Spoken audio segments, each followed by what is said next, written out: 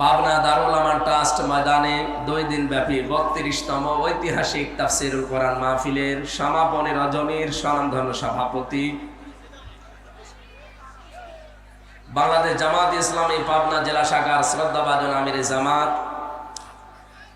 জেলা আমির শ্রদ্ধাভাজন জেলা আমির অধ্যাপক আবু তালেব মন্ডল দামাত বারকাতুহুমুল আলিয়া বলেন আমিন। এ মাহফিলে উপস্থিত আছেন ইসলামিক চিন্তাবিদ, রাজনীতিবিদ জনাব মাওলানা আব্দুর রহিম দামাত বারকাতুহুমুল আলিয়া। মঞ্চে বসা আছেন অত্র প্রতিষ্ঠানের শ্রদ্ধাভাজন অধ্যক্ষ, ইসলামিক চিন্তাবিদ, শিক্ষাবিদ মাওলানা অধ্যাপক ইকবাল হুসাইন দামাত বারকাতুহুমুল আলিয়া। এতক্ষণ যিনি কথা বললেন কোরআনে কারীম থেকে, আপনাদের এই পাবনার সন্তান, ইসলামিক চিন্তাবিদ, রাজনীতিবিদ জনাব মাওলানা জহুরুল ইসলাম খান দামাত বারকাতুহুমুল আলিয়া। মঞ্চে বসা আছেন মাওলানা আব্দুল গফফার খান, জনাব মাওলানা আব্দুর রউফ সাহেব সহ নামনা জানা অন্যান্য ওলামা ইকরাম।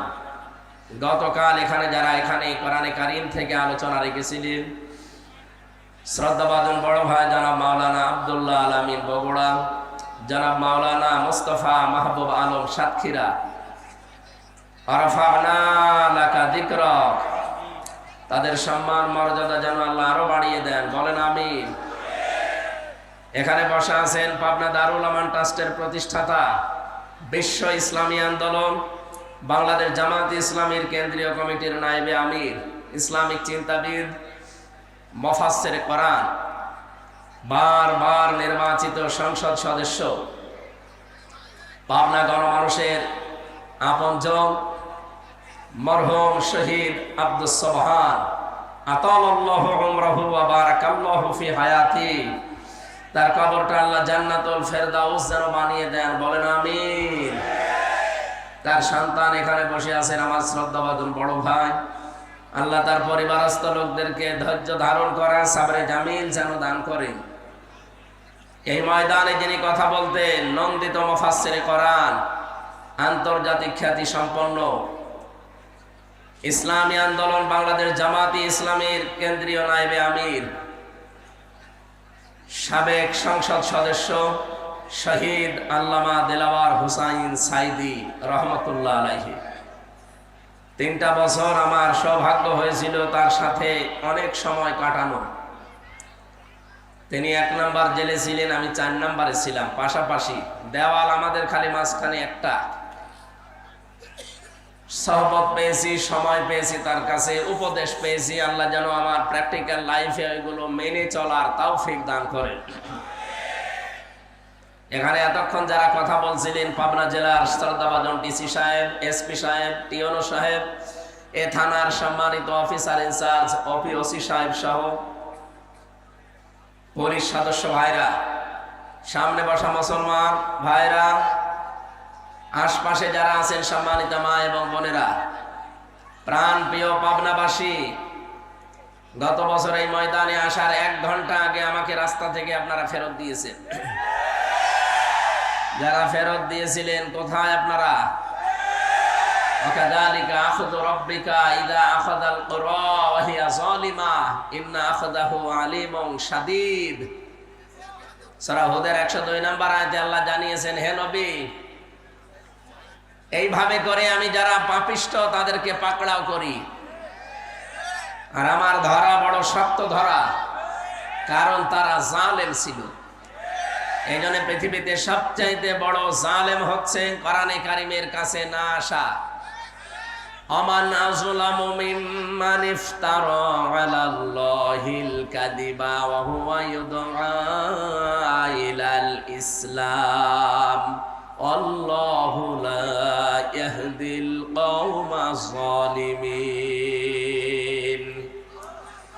সূরা সফের ভেতরে আল্লাহ জানিয়েছেন, আমি আল্লাহর দৃষ্টিতে সবচাইতে বড় জালেম ওই লোকটা যাকে ইসলামের দিকে ডাকা হয় কিন্তু সে আল্লাহকে মিথ্যা প্রতিপন্ন করে। এই 15.5 বছরে এটা সবচাইতে বেশি ছিল।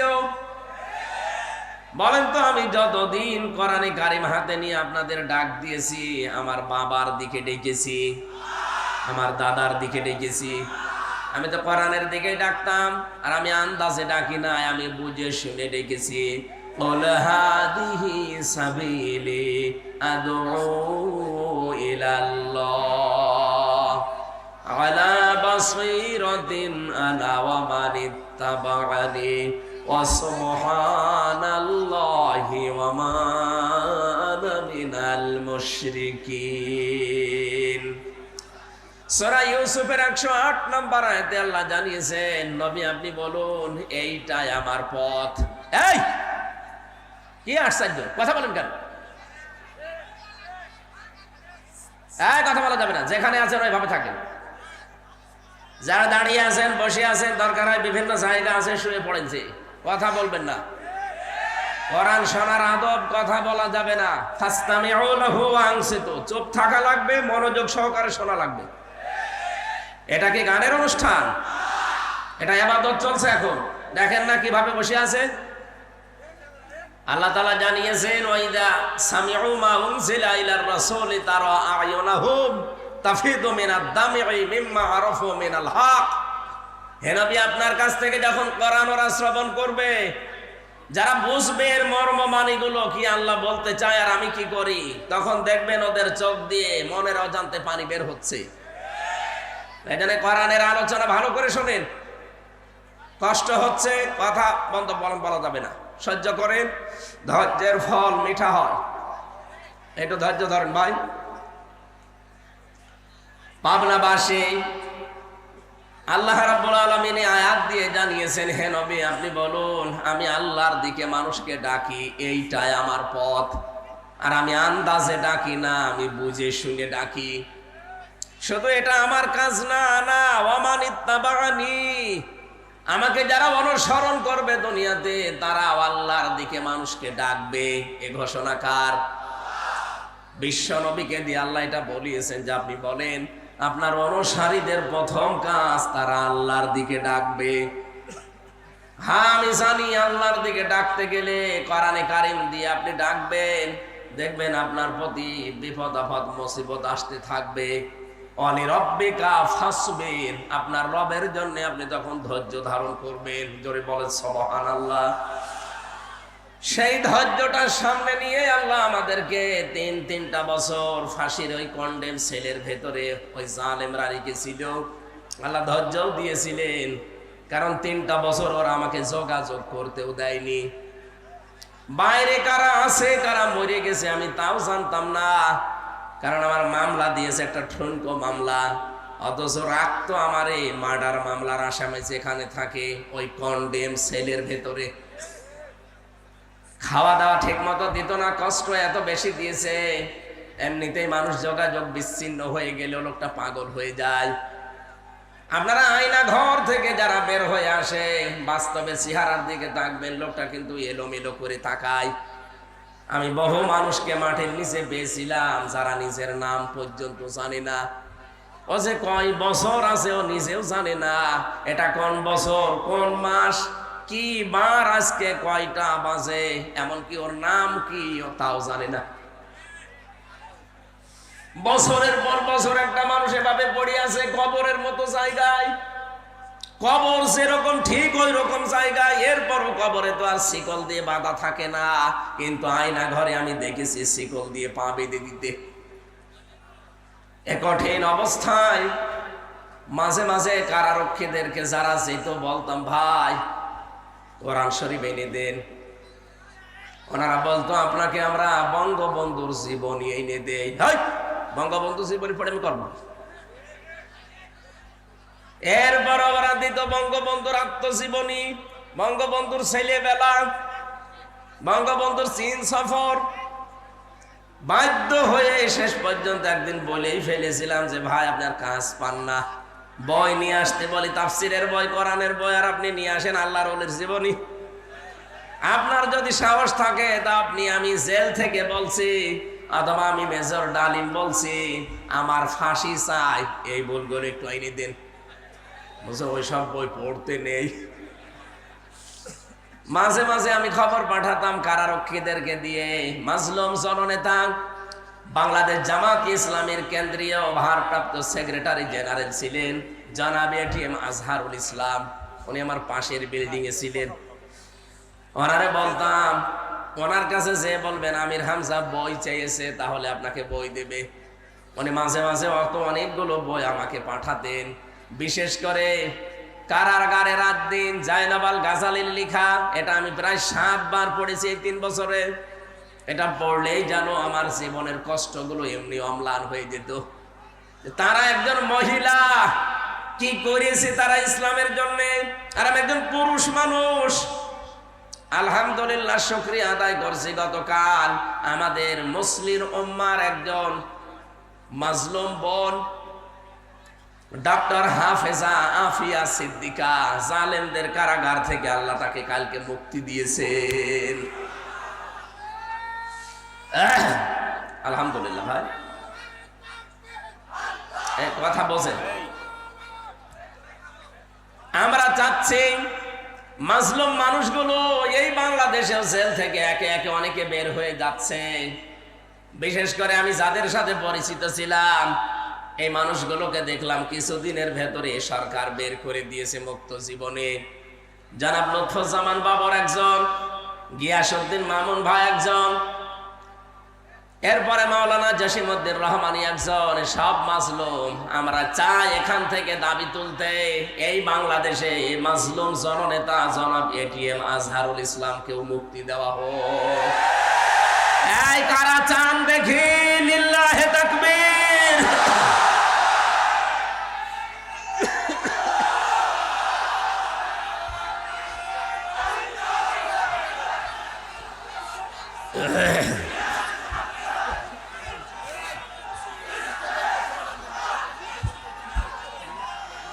আলহামদুলিল্লাহ।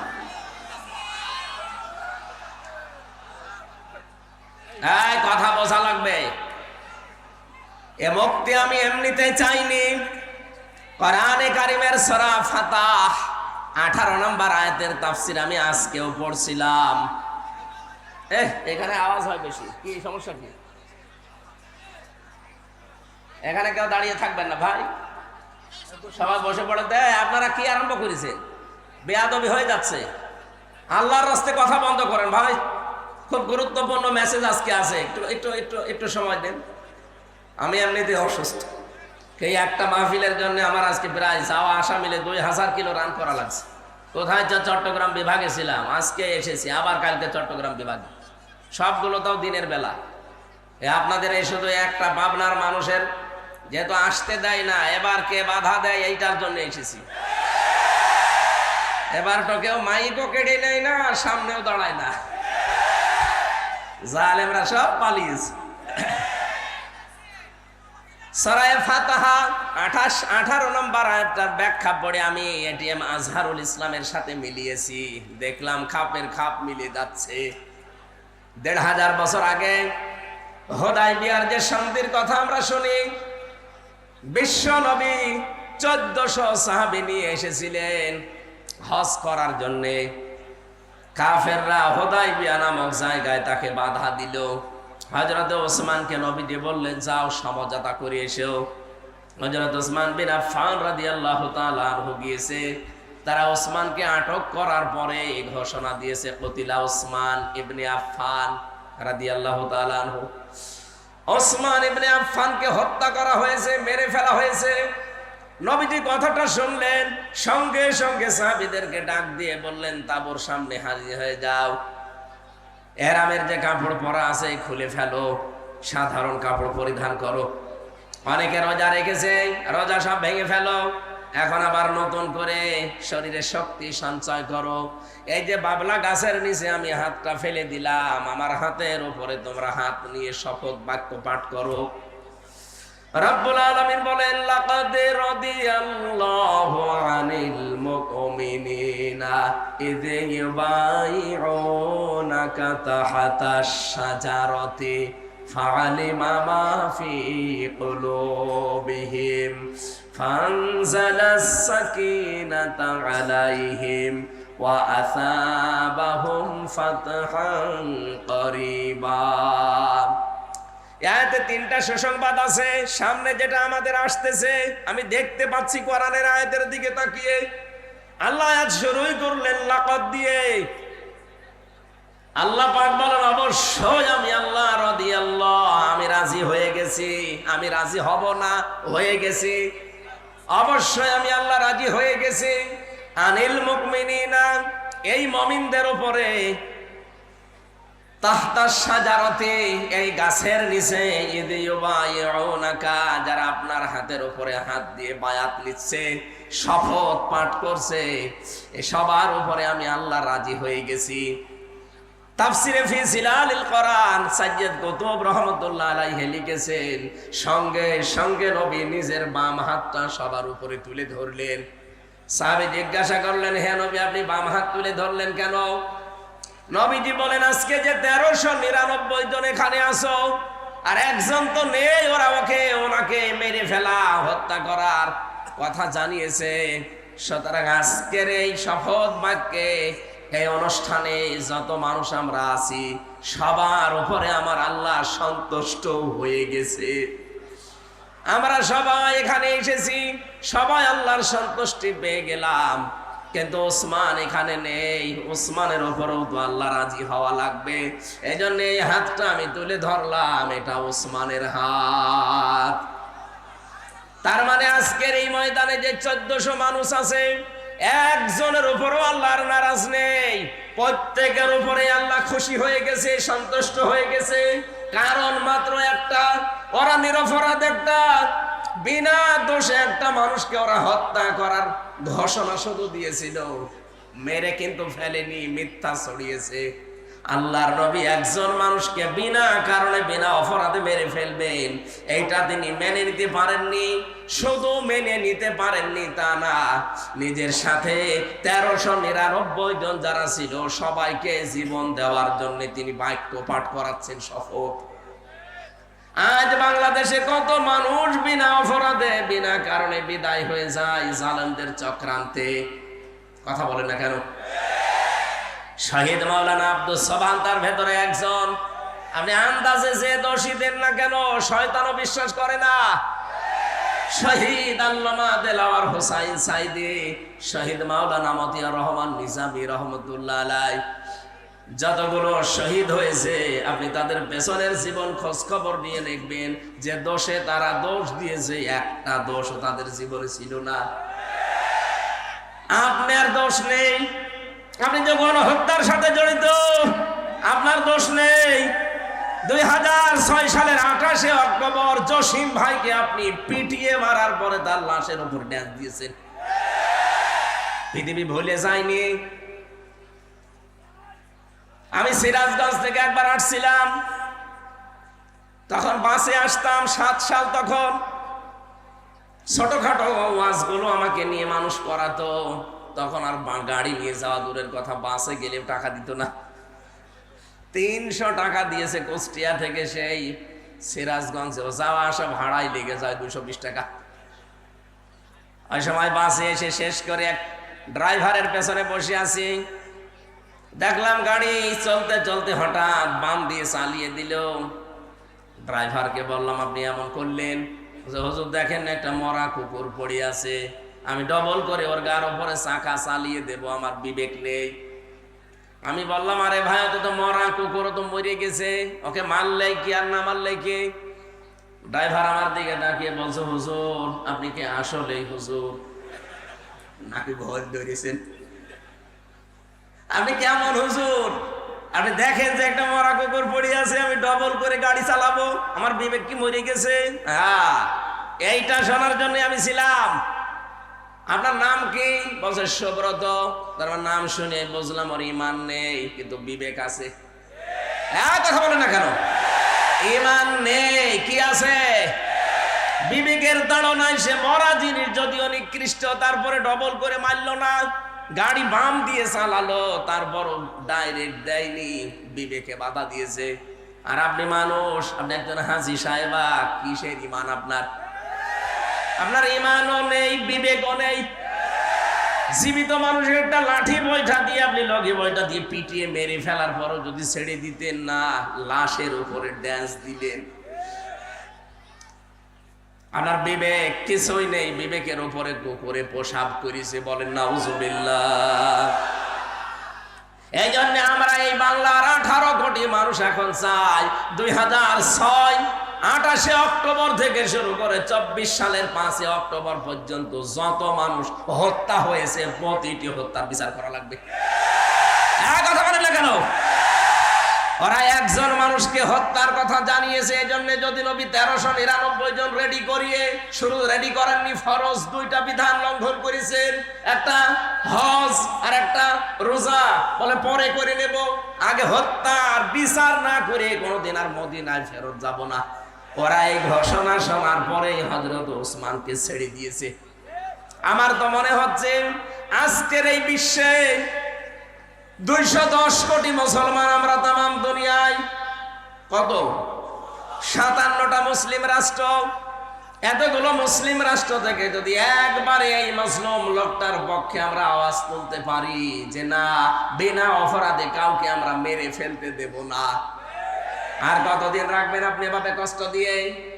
আমার মনে হয় আমরা যদি শপথ বাক্য পাঠ করতে পারি, ওই 1399 জনের উপরে আল্লাহ যেমন রাজি হয়ে গিয়েছিলেন, আমাদের উপরও আল্লাহ রাজি হয়ে যাবেন। কিন্তু পরে 3টা কথা আছে, ফালিমা মা ফি কুলুবিহিম। আল্লাহ পাক বলেন তাদের মনে যেটা ছিল ওইটা কিন্তু আমি জানতাম। সুতরাং আমাদের মনের কথা না মুখের কথা এটা কিন্তু আল্লাহ জানেন।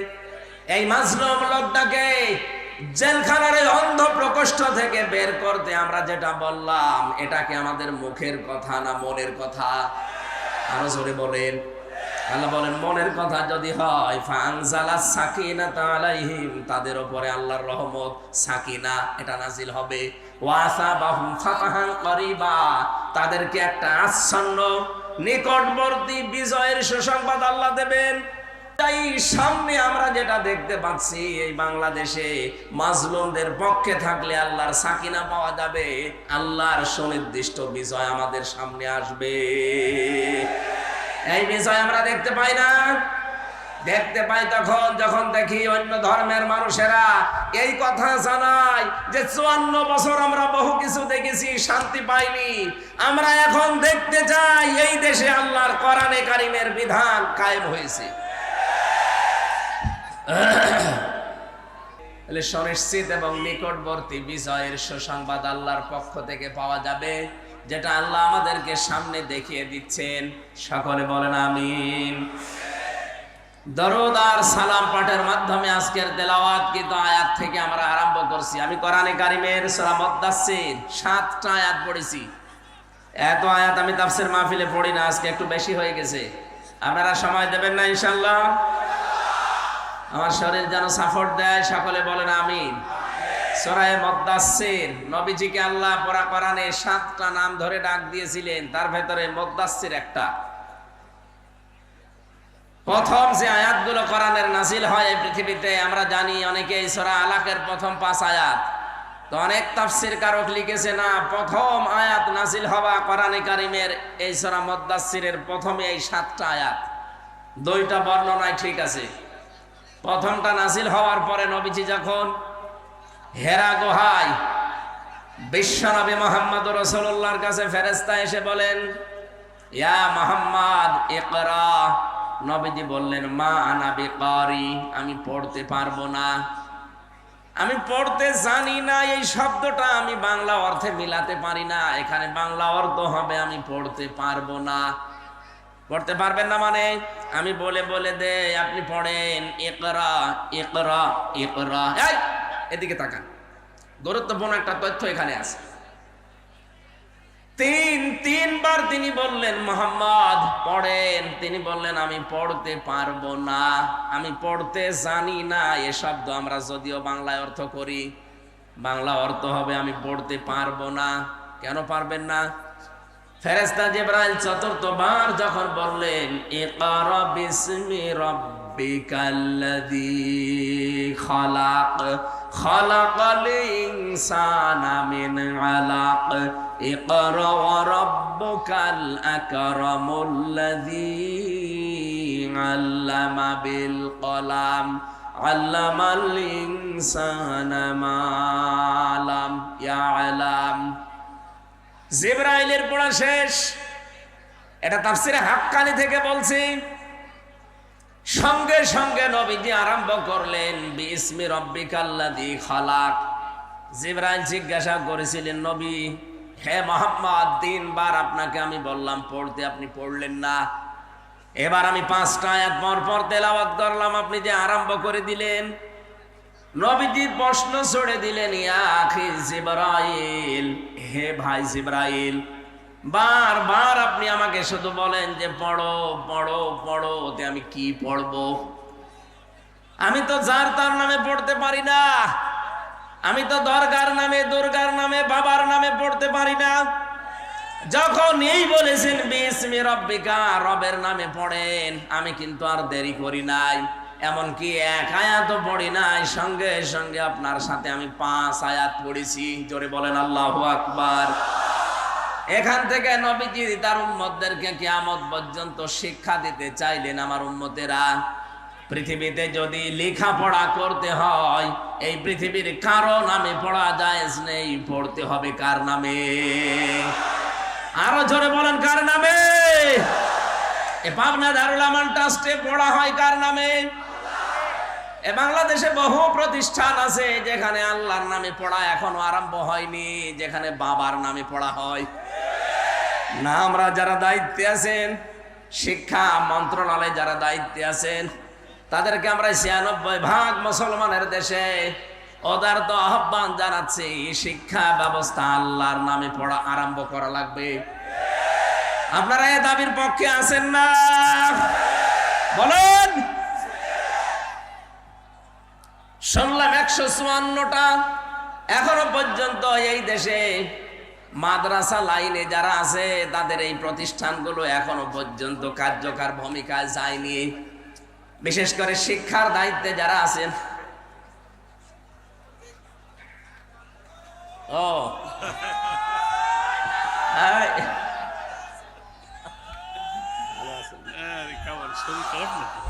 জ্বর আইছে, তাহলে আমি ছেড়ে দিই।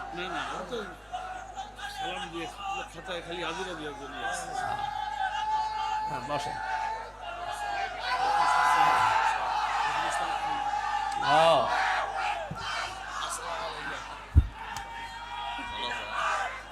এই বাতাস কি তোমার খুব জরুরি? ভাইরে যাচ্ছে তো, একটু সালাম দিক দুইজনে। সালাম দিছিল। আমি না 2-4 মিনিট পয়েন্টটা ঠিক করে। হ্যাঁ ঠিক আছে, বসেন। বাংলাদেশ জামাত ইসলামীর সেক্রেটারি জেনারেল এবং সহকারী সেক্রেটারি জেনারেল দুইজনই এসেছে আমাদের মাঝে, আমরা ওয়েলকাম জানাচ্ছি। তাদের সুস্বাস্থ্য এবং দীর্ঘায়ু কামনা করছি, সকলে বলেন আমিন। ওনারা দোয়া নেওয়ার জন্য এসেছেন আপনাদের এই মুসলিম জনতার কাছে, আমরা দেব। আমরা এই পয়েন্টটা শেষ করি, এরপরে আপনারা বসেন ভাই, পরে পরে বসেন। আমার ভাইরা, ধর্ম উপদেষ্টা হিসাবে যিনি এখন দায়িত্বে আছেন ডক্টর আফামা খালিদ সাহেব, উনি অলরেডি বাংলাদেশের মসজিদের খতিব, ইমাম এবং মুয়াজ্জিনদেরকে সরকারিভাবে, বিশেষ করে পশ্চিমবঙ্গের মতো, তাদের ভাতার ব্যবস্থা অলরেডি করছে। এটা যদি কায়েম হয়, এই দেশে যতগুলো প্রতিষ্ঠান আছে, বিশেষ করে বাঁকা চোখে দেখা হয় যাদেরকে আল্লাহর নামে পড়ানো হয়, এই জন্য বাঁকা চোখে দেখা হয়। 96% মুসলমানের দেশে আমরা আহ্বান জানাবো, এইগুলো তাড়াতাড়ি কলেজের মতো এমপিওভুক্ত করা হোক, কি সরকারিকরণ করা হোক, এটা আমরা চাই না।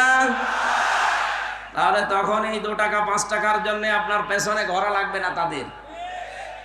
নবীজি বললেন, জিবরাইল বারবার আমাকে বলেন যে পড়ো পড়ো পড়ো, আমি পড়বো কি?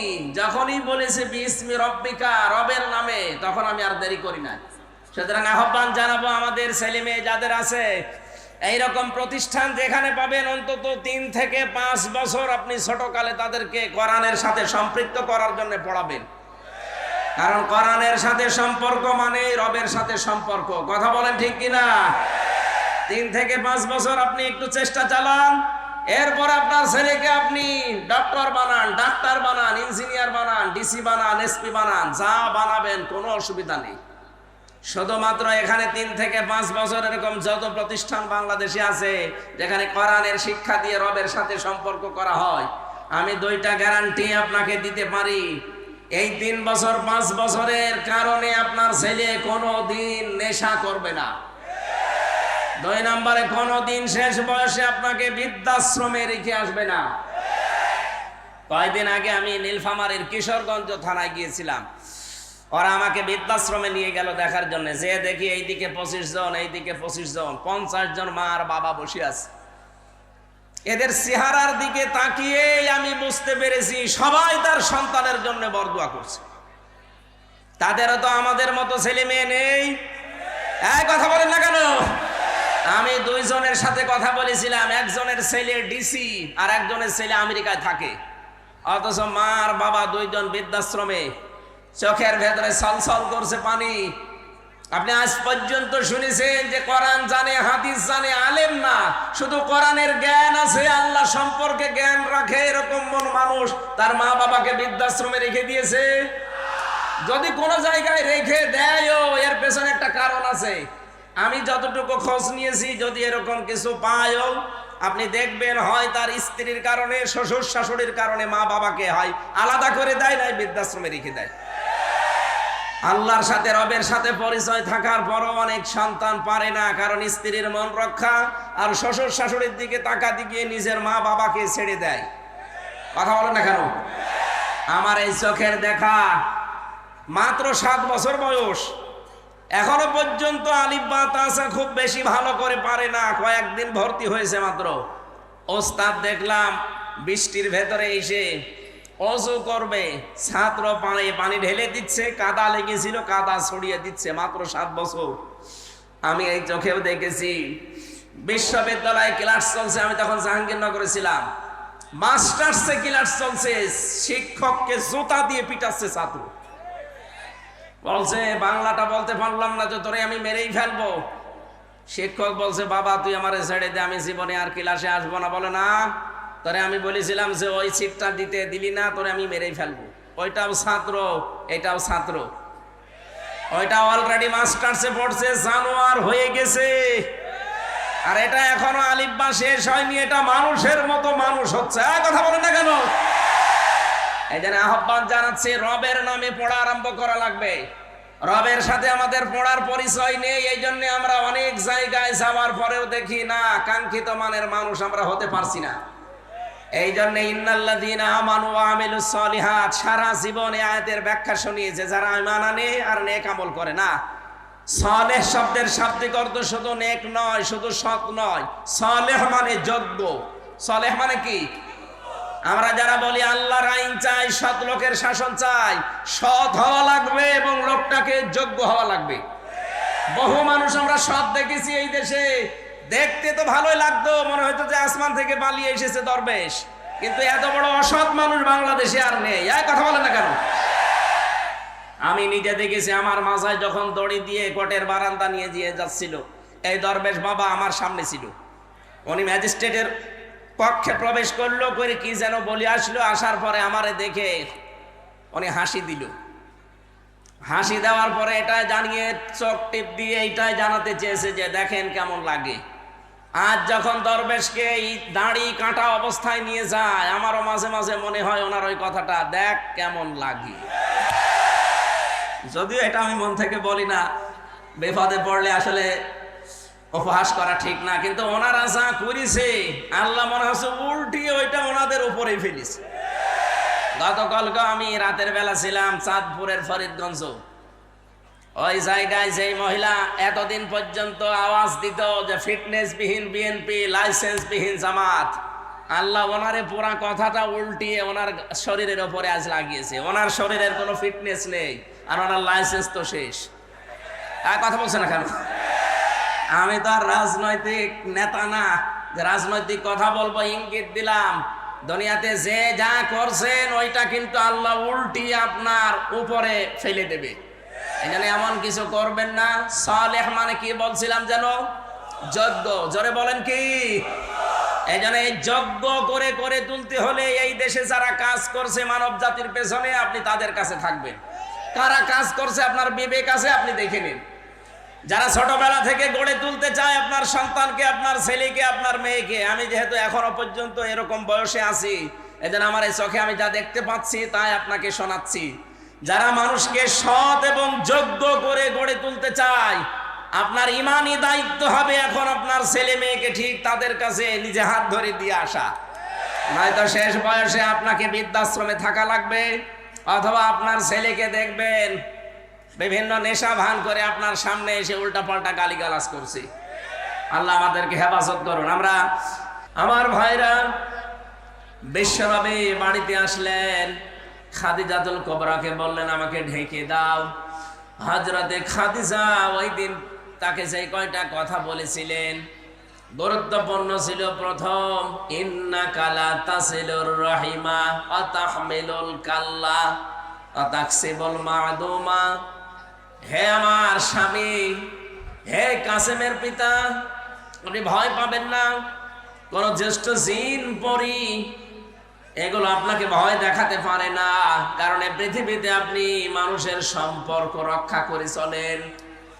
পাবনাবাসী হযরতে খাদিজাতুল কুবরার এই কথা থেকে প্রতীয়মান হয় যে মানুষ আমরা দুনিয়াতে মানুষের সম্পর্ক ঠিক রাখতে পারি, বিশেষ করে আত্মীয়তার সম্পর্ক, রক্তের সম্পর্ক, দলীয় সম্পর্ক, জনগণের সম্পর্ক, এগুলো যারা এই পৃথিবীতে আমরা ঠিক রাখতে পারি, তাদের ভেতর থেকে যত রকমের ভয় আছে আমার আল্লাহ নিজের পক্ষ থেকে দূর করে দেন। বলেন সুবহানাল্লাহ।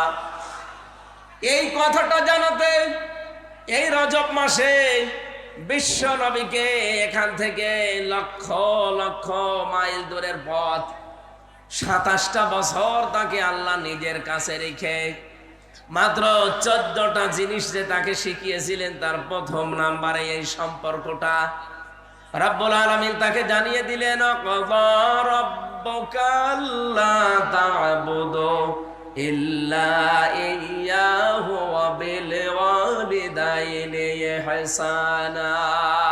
খুব ভালো করে শুনবেন। 53টা বছর, 40 বছরে তিনি নবুয়ত পাওয়ার পরে 13টা বছর জুলুম, অত্যাচার, নির্যাতনের স্টিম রোলার তার উপরে চলছে। তিনি 3 বছর শিয়াবে আবি তালিবের 3টা বছর তিনি জেলখানায় ছিলেন। এই কঠিন পরিস্থিতির পরে আমার আল্লাহ তাকে সুসংবাদ দিলেন, হে নবী, আপনাকে আমি সামনে একটা কল্যাণময় রাষ্ট্র পরিচালনার দায়িত্ব দেব। এই জন্য যেদিন হিজরত করার সময় তাকে আল্লাহ নিজে শিখিয়ে দিয়েছিলেন, মিল্লাদুনকা সুলতানান নাসীরা। হে নবী, আপনি এই কঠিন মুহূর্ত পার করবেন। আজকে চারিদিকে 24 জন কাফের আপনাকে ঘিরে রেখেছে। আপনার বাড়ি এখান থেকে পথও সেরকম না, বিশাল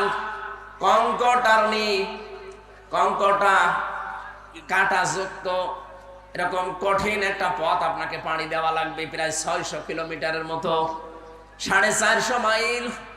এই বিশাল পথ পাড়ি দিয়ে যেখানে যাবেন ওই জায়গায় আপনার সব লোক আপনার পক্ষে না। এই বিশাল কাজ কারবার গুলো করার পর একটা রাষ্ট্র আপনাকে আমি আল্লাহ উপহার দেব। এই জন্য দোয়াটা আপনি আমার কাছে করেন। আর যারা কথা বললেই বলেন মাওলানা মানুষ, হুজুর মানুষ, পীর সাহেব মানুষ, এরা ময়দানে আসবে কেন? এরা পরিবার, সমাজ, রাষ্ট্র নিয়ে এরা কথা বলবে কেন? কথা বলতে গেলে এদেরকে আপনি ধর্ম ব্যবসায়ী বানিয়ে দেন, এদের নামে আপনি এই ট্যাগটা দিয়ে দেন। ভালো করে শোনেন, আল্লাহ নিজে নবীকে শিখিয়েছেন যে আমার কাছে দোয়া করেন যে একটা কল্যাণকর রাষ্ট্র ক্ষমতা আমাকে দাও, যার ভেতরে তোমার সাহায্য থাকে। এজন্য মানুষকে বানানোর যে 3টা উদ্দেশ্য আমরা পড়া কোরআনে পেয়েছি, তার প্রথম উদ্দেশ্য আল্লাহ জানিয়েছেন, এদিকে তাকান, ইন্নী জাইলুন ফিল আরদি খলিফা। ফেরেশতাদেরকে আল্লাহ বলেছিলেন আমি পৃথিবীতে মানুষ পাঠাতে চাই। কি হিসাবে পাঠাবো? আমার খলিফা হিসাবে। খলিফা মানে প্রতিনিধি, খলিফা মানে, জবান খোলেন, খলিফা মানে কি? আল্লাহর যেই কাজটা করার দরকার উনি না করে ওনার প্রতিনিধি পাঠিয়েছেন, সেইটাই আমরা। প্রতিনিধিকে আল্লাহ পাঠালেন কোথায়? জাইলুন ফিল আরদি, জমিনে। কোন জায়গায়? আরো জোরে বলেন। পাবনাবাসী জবান খুলে উত্তর দেবেন, আমরা কি আজ আল্লাহর খলিফা হিসাবে জমিনে আছি? না, জমিনটা জালেমরা ফাঁকা পেয়েছে, এই জন্য তো 180 মাইল বেগে চালাচ্ছিল। হঠাৎ আমরা যখন জমিনে খানকা থেকে, মাজার থেকে, বিভিন্ন মাদ্রাসা থেকে, মসজিদ থেকে, বিভিন্ন ঘর বাড়ি থেকে যখন জমিনের ভেতরে এসে দাঁড়িয়েছি, জালেমরা তখন অলরেডি পালিয়ে গেছে। জমিন এখন ফাঁকা। এই মুহূর্তে আল্লাহর খলিফাদের কাজ হবে তার খেলাফতে জমিনে কায়েম করা। 3টা উদ্দেশ্যের কথা বলছিলাম, তার প্রথম এইটা। রব্বুল আলামিন বলেন, ফেরেশতারা আমাকে জিজ্ঞাসা করছিল, আল্লাহ তুমি কি এদেরকে তাসবিহ তাহলিল জিকির আজগারের জন্য বানাবে নাকি? আল্লাহ সাফ জবাব দিয়েছেন, না, তাসবিহ তাহলিল জিকির আজগারের জন্য আমি খলিফা দুনিয়ায় পাঠাবো না, আমি জমিনে খলিফা পাঠাতে চাই আমার আইন প্রতিষ্ঠা করার জন্য। বলেন মারহাবা। আল্লাহর যে উদ্দেশ্য, সেই উদ্দেশ্য যারা সফল করতে চায় তারাই আমার আল্লাহর আসল বান্দা। আপনি রহমানের বান্দার যে 13টা গুণ পাবেন সূরা ফুরকানের ভেতরে, তার ভেতরে এইটা আছে।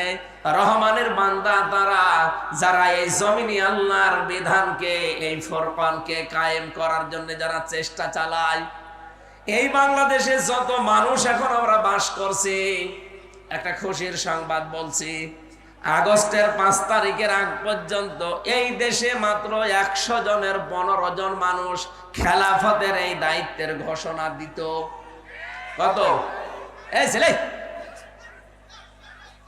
আরে ডিস্টার্ব করে কাজের ভেতরে।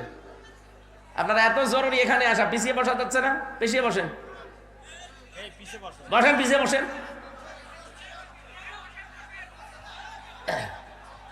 হ্যাঁ, কথা বলা যাবে না, কথাগুলো বসেন। পাবনাবাসী গুরুত্বপূর্ণ এই বিধানটা পালন করার জন্য আল্লাহ রাব্বুল আলামিন আমাদেরকে যেখানে পাঠিয়েছিলেন, ফেরেশতারা যখন জিজ্ঞাসা করেছে, আল্লাহ এদেরকে কি জিকির করার জন্য, তাসবিহ করার জন্য পাঠাবে? আল্লাহ বলেন, না, আমার বিধান কায়েমের জন্য। এই জন্য সূরা ফুরকানের থেকে যে উদাহরণ দিলাম, রহমানের বান্দা আমরা যারা এই দেশে আছি, দাবি করতাম এতদিন, আমি একটা জরিপ পেয়েছিলাম, 100 জনের মাত্র 15 জন চাইতো এদেশে আল্লাহর বিধান কায়েম হোক আগস্টের 5 তারিখের আগে। অথচ 4.5 মাস পরে জানুয়ারিতে একটা রিপোর্ট পেয়েছিলাম, এই দেশে এখন 100 জনের 58 জন মানুষ চাচ্ছে আল্লাহর বিধানে জমিনে কায়েম হোক। কয়েক মাসের ব্যবধানে মানুষের পরিবর্তন এত এসে গেছে, হিন্দু পর্যন্ত এখন চাচ্ছে কোরআনের বিধান কায়েম হোক। কয়েকদিন আগে জামাত ইসলামের শ্রদ্ধাভাজন আমির জামাত গাইবান্ধায় গিয়েছিলেন। একজন পুরোহিত, একজন ঠাকুর, হিন্দু বেটা, উনি আগে বক্তব্য দিতে গিয়ে জানিয়েছেন, এই দেশে কোরআনের বিধান কায়েম হলে আমরা সবচাইতে বেশি নিরাপদে থাকতে পারবো। এই জন্য জালেমদের তো মাথা খারাপ এতদিন ছিল, এখন অনেক মুনাফিক মানুষের মাথা দেখছি খারাপ হয়ে গেছে।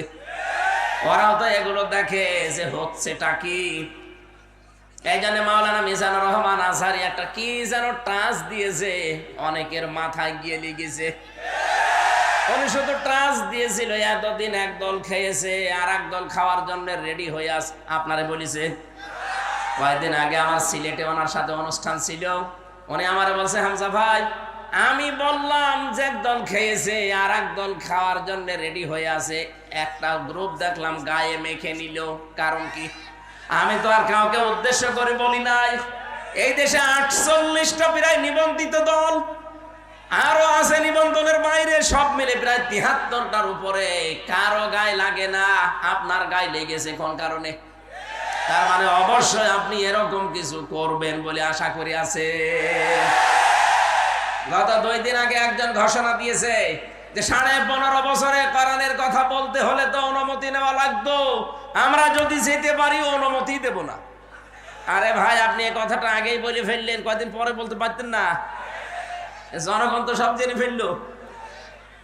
আপনার যে আশা ছিল, আশায় গুড়ে বালি। কথা বলেন না কেন? এদেশে আর কিছু থাক বা না থাক, কোরআনে কারিম এদেশে থাকবে ইনশাআল্লাহ। 4.5 মাসে যদি 15 থেকে 58 হয়ে যায়, চাই, আর 4.5 মাস যেতে দেন।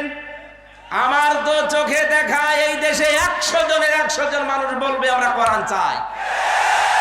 আমরা চাই না, কারা চান দেখে লিল্লাহে তাকবীর।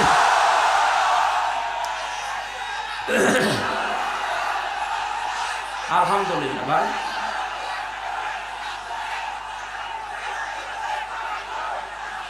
আমার ভাইরা কথা বলছেন,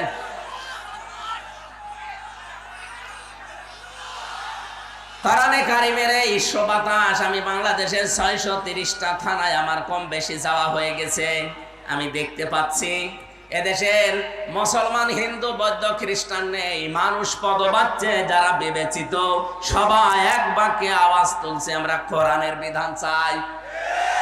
কিছু ক্যান্সার আছে, এরা হয়তো মাথা খারাপ, এই কারণে বলছে কিছু চাই না, আগে থালা দেন। থালা কি করবেন?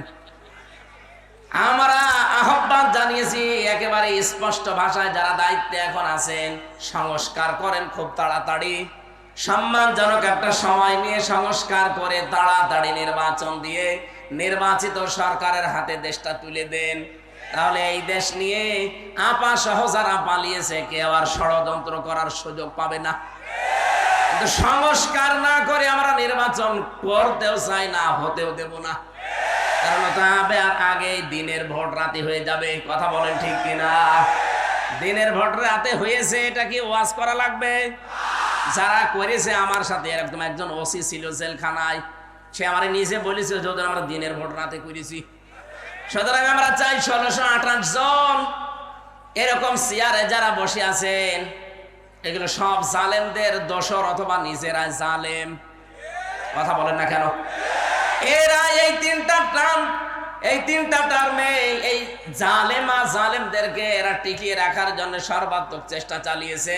আমরা চাই খুব তাড়াতাড়ি ওদেরকে চেয়ার থেকে নামিয়ে এই 15.5 বছরে যারা বৈষম্যের শিকার ছিল তাদেরকে চেয়ারে বসান। এই কথা বলেন না কেন? নয়তো এভাবে যদি আবার আমতা করে দিয়ে দেওয়া হয়, একবারে ডিক্লিয়ার দিয়ে দেবে 154 জন, দিনের ভোট রাতে হয়ে যাবে, আগে যা ছিল তাই। তাহলে তো ওরাই থাকা ভালো ছিল। এক লোক বিবাহ করার পরে বাসর রাত্রে এখনো স্ত্রীর কাছে যায়নি, শাশুড়ি এসে বলছে বৌমা কি করবা জানি না, আমার কিন্তু নাতি চাই। বলছে মা আপনি সময় দেবেন না। ননদ যে বলছে ভাবি কি করবা জানি না, আমার কিন্তু ভাতিজা চাই। দাদি শাশুড়ি গিয়ে বলছে কি করবা জানি না, আমাদের কিন্তু পুতি চাই। স্বামী এবার এসে বলছে বউ ঘুমিয়ে পড়ো, কিন্তু আমার বেবি চাই। স্ত্রী বলছে দাঁড়ান, আপনার কি সব পাগলের বংশ?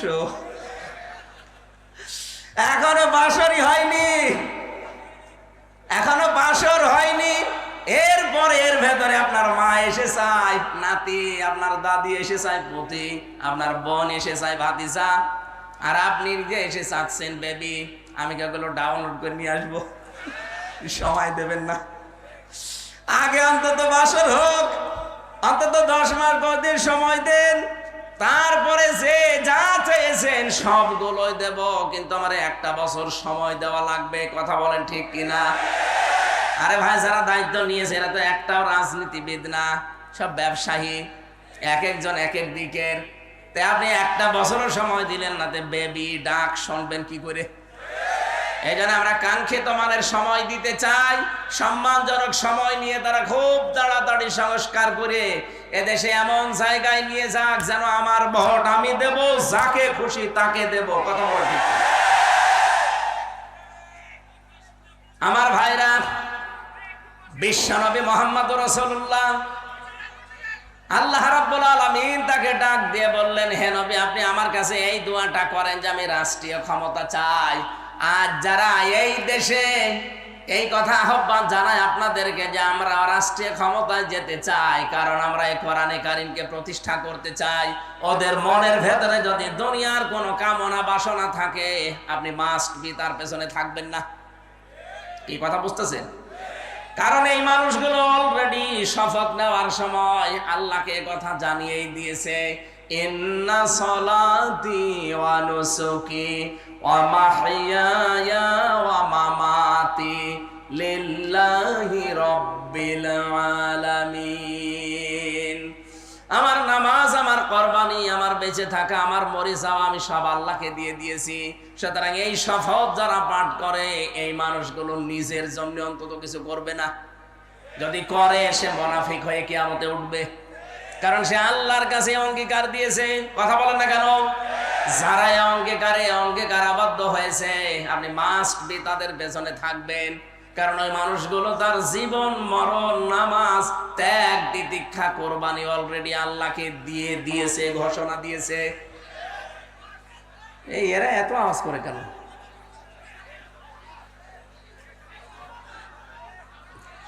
কিছু মানুষকে জ্ঞানজাম করার জন্যই আসে নাকি? ওখানে বসা যায় না, ওই জায়গার কি সমস্যা? বসা যায় না ওখানে? কি সমস্যা? কি স্বেচ্ছাসেবক নেই, হাতে কিছু নেন না কেন? থাক। সুবহানাল্লাহ, আলহামদুলিল্লাহ, লা ইলাহা ইল্লাল্লাহ, লা ইলাহা ইল্লাল্লাহ, মুহাম্মাদুর রাসূলুল্লাহ। পাবনাবাসী স্ত্রী অভয় দিচ্ছে এই কথা বলে যে আপনি ভয় পাবেন না, কারণ যারা সম্পর্ক ঠিক রাখে এদের ভেতরে কোনো ভয় আল্লাহ রাখে না। আজ বাংলাদেশে যারা সত্যি রক্তের সম্পর্ক, যারা আত্মীয়তার সম্পর্ক ঠিক রাখে, আপনি তাদেরকে দেখবেন এই মানুষগুলো ভয় ভীতির ঊর্ধ্বে উঠে গেছে।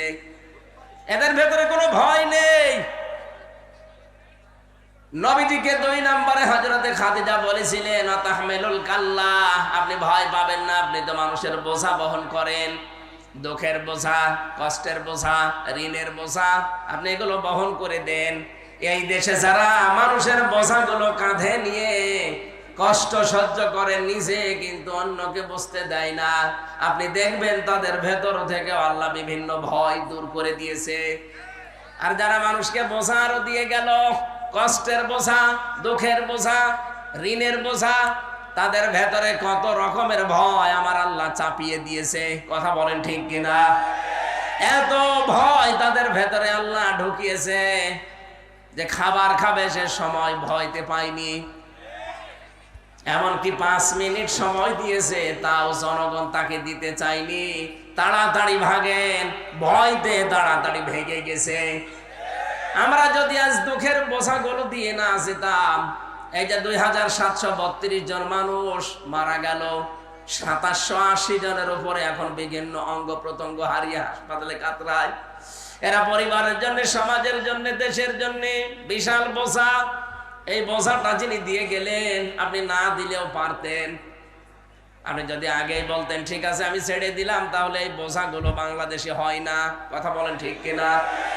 নিজে তো চলে গেলেন, এই বোঝাগুলো দিয়ে গেলেন কোন কারণে? কত কোটি কোটি টাকা ঋণের বোঝা দিয়ে গেলেন। এই দেশে বিভিন্ন জিনিসের দাম কমা দূরের কথা আরো বাড়তেছে, কারণ এই শয়তানদের ঋণের বোঝার কারণে। একজন বেগম পাড়া বানিয়েছে, সাহেব পাড়া বানিয়েছে, এক দরবেশি 36,000 কোটি টাকা মারিং কাটিং করিস। বাকি যেগুলো দরবেশ না ধরবেশ, ওরা যে কি করেছে আল্লাহ জানে, আর ওরা জানে। এই জন্য দেশটা আবার দাঁড়াবে। আমার মনে হয় খুব তাড়াতাড়ি যারা দায়িত্বে আছেন, বাইরে যত টাকা এই শয়তানরা পাঠিয়েছে, টাকাগুলো আবার তাড়াতাড়ি ফেরত নিয়ে আসেন। কিভাবে করা লাগবে আপনারা জানেন, করেন। এই দেশটা আবার দাঁড়িয়ে যাবে ইনশাআল্লাহ। এই দেশে 18 কোটি মানুষকে আমরা শুধু মানুষ না, 18 কোটি জনসম্পদে পরিণত করতে চাই।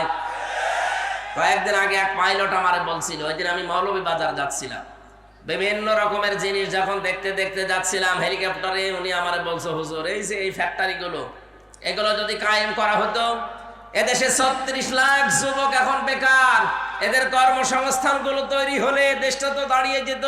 কিন্তু এই জালেমেরা টাকা পয়সা গুলো সব পাচার করে এই দেশটাকে ফোকলা বানিয়ে ফেলিস। আরে ভাই, আপনি বাইরে পাচার করে কি করলেন, এখন তো ভোগও করতে পারেন না।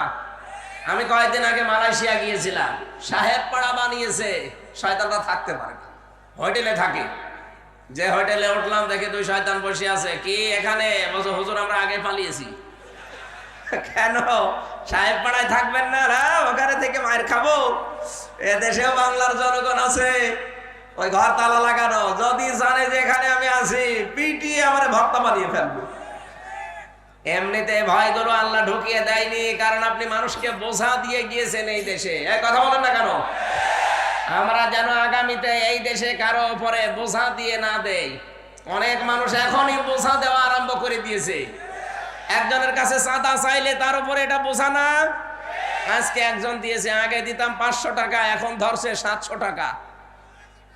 কিছু কিছু মানুষ এত চালাক, বলছে কি 12:30টার সময় আমি চাঁদা চাইলাম নারায়ণগঞ্জের বন্দরে, এ গোয়েন্দারা টের পেল কি করে? আরে ভাই 12:30, আমি রিমান্ডে থেকে ওদের মেশিন দেখেছি। এটা যেহেতু ওপেন বলা, তারপরেও ঠিক না, আমি হাসতে করে বলছি, মুখ সরিয়ে। আপনি 12:30টায় চাঁদা চাইতে চান মনে করছেন কেউ জানে না? কি মেশিন নিয়ে বসে আছেন জানেন? আপনি পায়খানার ভেতরে বসে কি করেন তা ওরা দেখতে পায়। গোয়েন্দারা নখদ অর্পণে রেখেছে দেশটা, শুধু দেখতে চাচ্ছে কে কি করে। আগস্টের 5 তারিখের পরে অনেকে যা আরম্ভ করেছেন, আপনি নিজের পায়ে নিজে কোড়াল মারছেন। ওরা কিন্তু দেখতেছে আসলে কে কেমন দেশটাকে ভালোবাসে, জনগণকে ভালোবাসে। ওদের বোঝা আমার মনে হয় প্রায় হয়ে গেছে। আপনারা যা করছেন একটা মাজলুম দলের উপরে, আর একটা মাজলুম দল, এই 17 দল বাদ দিয়ে 14 দল বাদ দিয়ে যা ছিল এই দেশে সব মাজলুম। সুতরাং এই মাজলুম দলটাকে ডোবানোর জন্য অনেকেই কিন্তু উঠে পড়ে লেগেছে। কেউ কেউ আলেমের বিরুদ্ধে লিখেছে, কেউ এই দলের বিরুদ্ধে লিখেছে। এই জন্য আপনাকে আমরা আহ্বান জানাই, যারা দায়িত্বে আছেন এই ক্যান্সার গুলোকে বাদ দিয়ে দেন। এই আয়াতের ভেতরে আমরা যেগুলো পড়েছিলাম, এখানে বাংলাদেশের কিছু মানুষের চরিত্রের মিল আছে। ওই জামানায় নবীজি কোরআন প্রচার আরম্ভ করলে ওয়ালিদ বিন মুগিরা নবীজিকে 5টা নাম দিয়েছিল তার সভাসদ বর্গের কাছে। কয়টা? বলেন বলেন। 1 নম্বরে নবীকে সেই লোকটা বলেছে জাদুকর, 2 নম্বরে বলেছে কবি, 3 নম্বরে বলেছে পাগল, 4 নম্বরে বলেছে গণক, 5 নম্বরে একেবারে সর্বনিকৃষ্ট বলেছে মোহাম্মদ মিথ্যাবাদী। বলেন নাউজুবিল্লাহ। রাব্বুল আলামিন বলেন, না, তুমি যে 5টা নাম দিলে, তোর এই 5টা নামের জবাবে আমি আমার নবীকে আরো 5টা গুণ বাড়িয়ে দিলাম। ইয়া আইয়ুহান নাবিয়্যু ইন্না আরসালনাকা শাহিদাও ওয়া মুবাশশিরাও ওয়া নাযীরা ওয়া দা'iয়ান ইলাল্লাহি বিইذনিহি ওয়া সিরাজাম মুনীরা। সূরা আহজাব 44, 45, 46 নম্বর আয়াত। 45 নম্বর 46 নম্বর আয়াতে আল্লাহ নিজে জানিয়েছেন, ওরা গালি দেয় আপনাকে 5টা, আমি আল্লাহ আপনার গুণ আরো 5টা বৃদ্ধি করে দিলাম। হে নবী, আপনাকে আমি পাঠিয়েছি শাহিদা, সাক্ষীদাতা হিসাবে। আপনি সত্যের সাক্ষ্য তুলে ধরবেন। 2 নম্বরে আপনি সতর্ককারী, আপনি সুসংবাদদাতা, আপনি আল্লাহর দিকে আল্লাহর অনুমতি ক্রমে ডাক নেওয়ালা। 5 নম্বরে আপনি উজ্জ্বল প্রদীপ। এই 5টা নাম আল্লাহ ওয়ালিদ বিন মুগিরা এই নামগুলো দেওয়ার পরিপ্রেক্ষিতে আল্লাহ নিজে দিয়েছেন। বলেন সুবহানাল্লাহ। এখন নবীজি নেই, নবীর ওয়ারিসদেরকে আজ যারা চিন্তা ভাবনা করে করে নতুন নতুন নাম দিচ্ছেন, এই যে এই আয়াতে আছে, ইন্নাহু ফাক্কারা ওয়া কদ্দারা ফাকুতিলা কাইফা কদ্দারা সুম্মা কুতিলা কাইফা কদ্দার। রব্বুল আলামিন বলেন, বহু চিন্তা ভাবনা করে নবীর বিরুদ্ধে এই কথাগুলো দাঁড় করিয়েছিল যে নবীজি গণক, নবীজি জাদুকর, নবীজি কবি, নবীজি পাগল, নবীজি মিথ্যাবাদী। কত নিকৃষ্ট চিন্তা ভাবনা তার।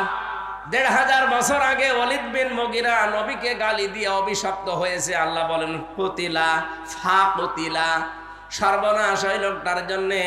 কাইফা কদ্দারা, কি করে এই চিন্তা তার মাথায় আসলো। আজ বাংলাদেশে কত রাজনৈতিক দলের নেতা দেখছি আলেমদেরকে এখন কোরআন প্রচারের কারণে ধর্ম ব্যবসায়ী বলে গালি দিচ্ছে। 1500 বছর আগে ওরা নবীকে গণক বলেছে, জাদুকর বলেছে, এখন ধর্ম ব্যবসায়ী বলছে, কথা প্রায় একই। আমার তো মনে হয় নবীজি যদি এই মুহূর্তে এই দেশে আসতেন ধর্ম প্রচার করার জন্য, যারা জালেমদেরকে, নবীর উত্তরাধিকারীদেরকে ধর্ম ব্যবসায়ী বলে গালি দেয়, আমার মনে হয় ওরা নবীজিকেও ধর্ম ব্যবসায়ী বলে গালি দিত। আল্লাহ পাক বলেন সুম্মা কুতিলা কাইফা কদ্দারা, আমি আবার বলছি ওরা সর্বনাশ, ওদের জন্য ধ্বংস, সর্বনাশ, ওদের উপরে লানত, আমি আল্লাহর বরদোয়া। যারা এই শব্দগুলো আবিষ্কার করে, আজ বাংলাদেশে যারা আলেমদের নামের শেষে আগে কত রকমের শব্দ আবিষ্কার করছেন, কেউ আলেমদের নামের আগে পরে লাগিয়ে দেয়, এটা তেতুল হুজুর, এক কথা বলে না কেন? আল্লামা দেলাওয়ার হোসাইন সাইদির নাম তারা পাল্টিয়ে দিয়ে দিয়েছে দেলু শিকদার। দেলু শিকদার দেয়নি? শহীদ আব্দুল কাদের মোল্লা তার নামও পরিবর্তন করে দিয়েছে কসাই কাদের। আসল নামে বিচার করলে আপনি তাকে পেতেন না, কারণ সেই সময় সে ছাত্র ইউনিয়ন করত। আপনি তার নাম পাল্টিয়ে বিচার করে এমন জায়গায় পাঠিয়ে দিলেন, আল্লাহ যেন তাকে শাহাদাতের মর্যাদা নসিব করেন, বলেন আমিন। কয়েকদিন আমি আগে ফরিদপুরের ওই জায়গায় গিয়েছিলাম, সদরপুর থানা, শহীদ আব্দুল কাদের মোল্লা রহমতুল্লাহ আলাই। এলাকার মানুষগুলো এখনো পর্যন্ত তার নাম নিয়ে কান্নাকাটি করে। আর আপনার মনের ভেতরে কি একটু কিছু আসলো না? নামগুলো পরিবর্তন করে করে আপনি এই কঠিন সিদ্ধান্ত নিয়ে ফেললেন। এখন আমার মনে হয় এই দেশে যারা আসবে, এই জালেমদের নাম পরিবর্তন না, আসল নামের ওপরেই বিচার করা সম্ভব। এরা যদি একজন মানুষ হত্যার দায়ে তাকে হত্যা করে ফেলতে পারে, আপনি তো মানুষ মেরেছেন 2732 জন, 275টা মার্ডার মামলা অলরেডি হয়ে গেছে আপনার নামে। একজন মানুষ মারলে যদি একজনকে মেরে ফেলা যায়, 275টা মামলা যার নামে, তাকে 275 বার মারা যাবে। এমনি তো মরে গেছে, ও ছাতা মারবেন কবে আবার? এই জন্য মানুষের বিরুদ্ধে যে নাম তৈরি করে, বিশেষ করে নবীদের, নবীর উত্তরাধিকারীদের, এদের জন্য বরদোয়া কার? আরো জোরে বলেন। 1500 বছর আগে আল্লাহ যদি এই বরদোয়া দেয়, আল্লাহ যেন এখনো এই বরদোয়াটা এই দেশে যারা বুঝে শুনে আলেমদের বিরোধিতা করে তাদের উপরে লাগিয়ে দেয়।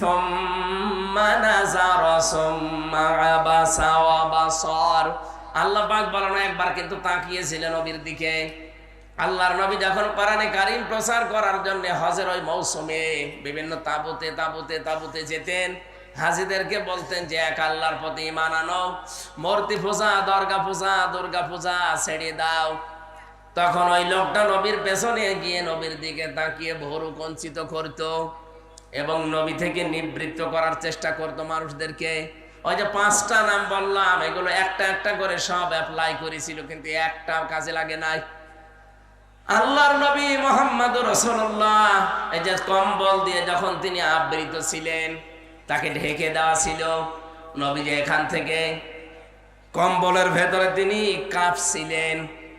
আল্লাহ আয়াতগুলো নাযিল করে জানালেন, ইয়া আইয়ুহাল মুদ্দাসসির, হে কম্বলওয়ালা, কাঁপার জন্য আপনাকে আমি পাঠাইনি। কুম, দাঁড়ান, ফানজির, মানুষকে সতর্ক করেন। ও রব্বাকা ফাকাব্বির, আপনার রবের বড়ত্বের কথাগুলো তুলে ধরেন। আমার তো মনে হয় আয়াতগুলোর কার্যকারিতা এখন বাংলাদেশে 100% দরকার। ওরা মানুষের তৈরি করা আইন কায়েম করতে গিয়ে যদি জান, মাল, ইজ্জত, আবরু, সময়, সম্পদ সব ব্যয় করতে পারে, আমরা আল্লাহর বিধান কায়েমের জন্য সময়, সম্পদ, আমাদের জীবন ব্যয় করব, এতে ঠেকা কিসের? কথা বলে না কেন? যারা ভয় করার কথা বলা, যদি ভয় না পায়, আমাদের তো কোনো ভয় নেই। আমাদের চোখ বন্ধ হতে দেরি, আল্লাহর বানানো জান্নাত পেতে আমাদের দেরি হবে না। এতে যে যাই আপনাকে বলুক না কেন, সব মিথ্যা কথা। আপনি দিন কায়েমের জন্য শুধু কাজ করে যাবেন, মরতে দেরি হবে, আমার আল্লাহ আপনাকে জান্নাত দিতে দেরি করবে না। সূরা সাফের 10, 11, 12 নম্বর আয়াতে এই তথ্যগুলো আছে, আপনি দেখে নেবেন। দুনিয়ায় যারা আল্লাহর বিধান কায়েমের জন্য চেষ্টা চালাবে, রব্বুল আলামিন জানিয়েছেন, হালা দুল্লুকুম আলা তিজারাতিন তুনজিকুম মিন আযাবিন আলীম। হে নবী, আপনাকে কি আমি এমন একটা ব্যবসার কথা বলবো যেটা করলে জাহান্নামের আগুন থেকে আপনি বেঁচে যাবেন? তুমিনুনা বিল্লাহি ওয়া রাসূলিহি ওয়া তুজাহিদুনা ফি সাবিলিল্লাহ বিআমওয়ালিকুম ওয়া আনফুসিকুম যালিকুম খায়রুল লাকুম ইন কুনতুম তা'লামুন। বলেন আমিন। পাবনাবাসী, আমার কথা সামারাইজ হচ্ছে, ওরা মানুষের তৈরি করা আইন এই দেশে কায়েম করতে যদি ভয় না পাই, ওরা যদি পিছপা না হয়, আমরা আল্লাহর তৈরি করা আইনে জমিনে কায়েম করতে কোনোদিন আর পিছপা হবেন? যে যেখান থেকে আছেন আপনার ওই জায়গা থেকে আপনি চেষ্টা চালাবেন। দিন যদি কায়েম হয় তো ভালো, যদি কায়েম না হয় আপনার কোনো অসুবিধা নেই। আপনার বেতন ঠিক বিকাল 5টায় জীবনের শেষ দিনে আপনি পেয়ে যাবেন। বলেন সুবহানাল্লাহ। বিশ্বনবীকে আল্লাহ জানিয়েছেন সিয়াবাকা ফাতাহির, আপনার পোশাক পবিত্র করেন। এখানে পোশাক পবিত্রের ব্যাখ্যা আমি পেয়েছি 3টা। 1 নম্বরে আপনি যেন কোনো নাপাক পোশাক পরবেন না। 2 নম্বরে কোনো হারাম উপার্জনের টাকা দিয়ে পোশাক কিনবেন না। 3 নম্বরে আপনার পোশাককে যেন আপনি 8-60 ছোট খাটো এরকম পরবেন না। আপনার পোশাক হবে ঢিলা ঢালা। আপনার পোশাক যেন আবার টাকনোর নিচে চলে না যায়। প্যান্ট, পায়জামা, লুঙ্গি যাই পরেন না কেন এটা যেন টাকনোর নিচে না যায়। এইটা এই আয়াতের ব্যাখ্যা। আর রজিসা ফাহাজুর, হ্যাঁ নবী আপনি অপবিত্রতা থেকে বেঁচে থাকবেন। এখানে অপবিত্রতা বলতে মূর্তি পূজা বোঝানো হয়েছে। পৃথিবীতে যদিও আমরা মূর্তি পূজা মুসলমানেরা করি না, কিন্তু দরগা পূজা আমাদের দেশে আছে। আমাদের দেশে পীর পূজা আছে, মাজার পূজা আছে, মানুষ পূজা আছে, মানুষের ছবি পূজা করা আছে। কথা বলেন ঠিক কিনা? আমরা এই জিনিস থেকে মুক্ত থাকবো আজকে থেকে। ওয়ালা তামনুন তাস্তাকসির, বেশি পাওয়ার জন্য মানুষকে দান করবেন না। ওয়ালি রাব্বিকা ফাসবির, ইসলামের উপরে চলতে গিয়ে, ইসলাম প্রচার করতে গিয়ে, ইসলামের উপরে টিকে থাকতে গিয়ে বিপদ আপদ মুসিবত আসবে, আপনি ধৈর্য ধারণ করবেন।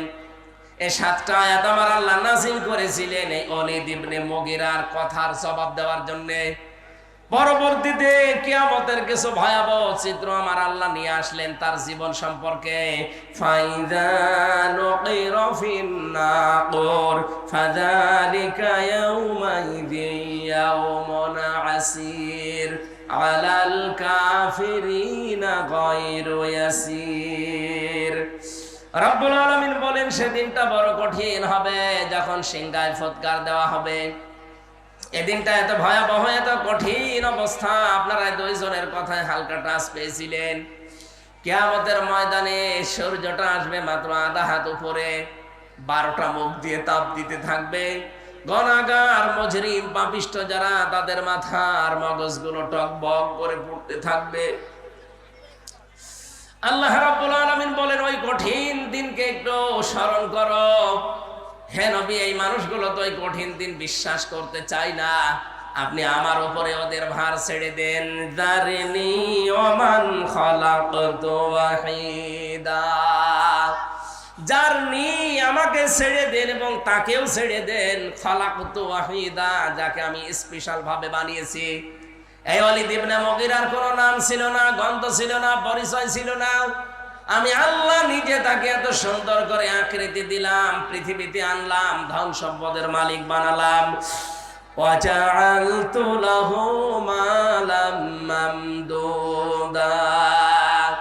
তাফসীরে ইবনে কাসির বলেন তাকে আল্লাহ এত বেশি দীর্ঘ সম্পদের মালিক বানিয়েছিলেন। ধন সম্পদ, টাকা পয়সা, ছেলে মেয়ে, চাকর বাকর, বাড়ির কাজের লোক সব ছিল তার। অবানিনা শুহুদা, তার সন্তানাদি এবং তার সঙ্গী আল্লাহ ভরপুর করে দিয়েছিলেন। ওমাহাত্তু লাহু তামহিদা, তাকে ভোগের সামগ্রী পর্যন্ত ভরপুর আল্লাহ দিয়েছিলেন। ভোগ করতে যা লাগে সব আল্লাহ তার আয়ত্তে এনে দিয়েছিলেন। সুম্মা ইয়াতমাউ আন আযীদা, কিন্তু তার পেট ভরেনি। যত দিয়েছি ও আরো চেয়েছে। এই স্বভাব এখনো আমাদের অনেকের ভেতরে আছে না নেই? কথা বলেন না কেন? অনেক আলেমের ভেতরে, অনেক পীরের ভেতরে, অনেক ইমামের ভেতরে, অনেক মুসলমানের ভেতরে এই স্বভাবটা এখন বিদ্যময়, একেবারে বিধিবদ্ধ হয়ে গেছে। যত আছে আরো তত চাই। ইত্তাবিউ মান লা ইয়াসালুকুম আজরাও ওয়া হুম মুহতাদুন। রব্বুল আলামিন বলেন, অনুসরণ করবা দুনিয়ার মানুষেরা তাদেরকে যারা মানুষকে আল্লাহর দিকে ডাকে কিন্তু পারিশ্রমিক চায় না। 2 নম্বরে তারা নিজেরাও হেদায়েতের উপরে আছে। বাংলাদেশে এই 2টা গুণ বিশিষ্ট যারা আছে তাদেরকে অনুসরণ করার কথা জানিয়েছেন কে? আমরা আজ একদলকে দেখতে পাই, তারা নিঃস্বার্থভাবে আল্লাহর দিকে মানুষকে ডাকে কিন্তু তারা হেদায়েতের উপরে নেই। কারণ হেদায়েতের উপরে থাকতে গেলে মাস্ট বি আপনাকে কোরআন দিয়ে ডাকা লাগবে। কথা বলেন না কেন? আর কোরআন দিয়ে আমরা অনেকেই মানুষকে ডাকি কিন্তু আমরা হেদায়েতের উপরে নিজেরা নেই। কোরআন দিয়ে আমরা নিজেরা মানুষকে ডাকি, হেদায়েতের উপরে নেই। এই জন্য বললাম, হাজারো মানুষ আজ পারিশ্রমিক চেয়ে নেয়, জোর করে নেয়, না দিলে ওরা কোরআন প্রচার করতে যায় না। এটাই আয়াতের সাথে পুরা সাংঘর্ষিক, আপনি যতই দলিল পেশ করেন না কেন। সুতরাং নবীর এই কোরআনের আয়াত অনুযায়ী, আল্লাহর কোরআনের আয়াত অনুযায়ী ওই মানুষগুলোকে অনুসরণ করা লাগবে যারা নিঃস্বার্থভাবে আল্লাহর কোরআনের প্রচার মানুষের ভেতরে করবে এবং নিজে ওই হেদায়েতের উপরে থাকবে। আমরা বাংলাদেশে অনেকগুলো মানুষকে পেয়েছিলাম, তার ভেতরে এখানে যিনি কথা বলতেন আল্লামা সাঈদী রহমতুল্লাহ আলাইহি। কথা বলেন ঠিক কিনা? তার ইখলাসের কারণে, তার ভেতরে যে আল্লাহর প্রতি তাওয়াক্কুল ভরসা ছিল, তিনি যে উজরত ছাড়া আল্লাহর কোরআনে কারীমকে প্রচার করতেন, এই জন্য আল্লাহ তাকে আজ পর্যন্ত চিরন্তন করে রেখে দিয়েছে। আমরা তাদের অনুসরণ করতে চাই, আল্লাহ তৌফিক দেন, বলেন আমিন। আল্লাহ বলেন ওই লোকটাকে উদ্দেশ্য করে যে ওলিদ, আরো চাও, আরো চাও।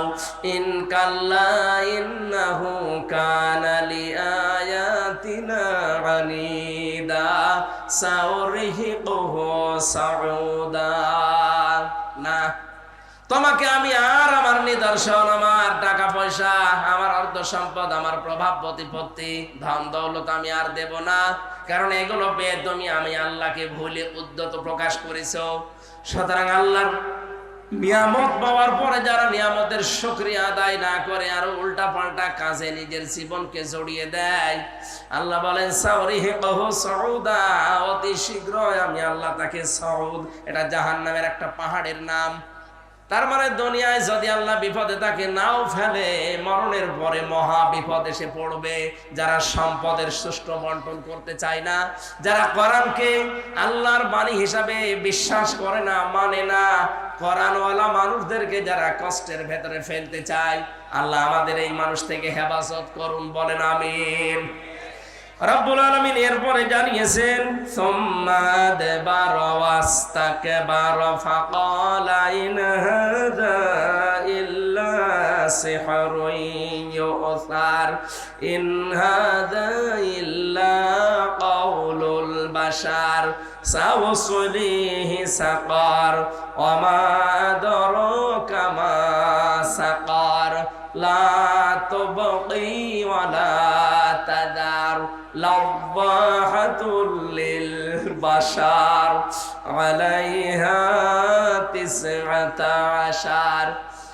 বাংলার মানুষেরা, কোরআনের বক্তব্যগুলো সহজ সরল ভাষায় দেওয়ার পরে যাদের বিশ্বাস হয় না, যারা উল্টা দিকে মন নিয়ে চলে যান, তাদের সম্পর্কে আয়াতগুলো রব্বুল আলামিন বলেন এই লোকটা এতবার করে, মুখ ফিরিয়ে নেয়, অহংকার করে চলে যায়, যা বলে বলুক, এরকম বহু কথা শুনেছি না।